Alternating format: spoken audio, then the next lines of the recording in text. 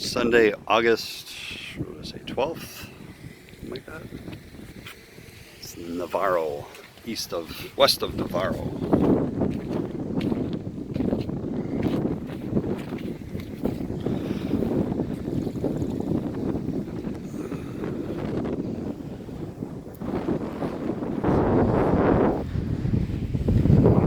You can see the water. That's why they call it the Emerald Coast.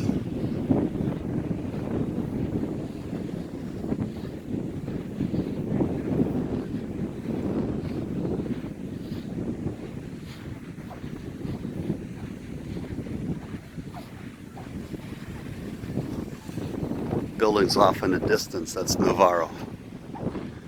And if you keep going up the coast that way out there, that's Pensacola Beach way down there. Just a big barrier island.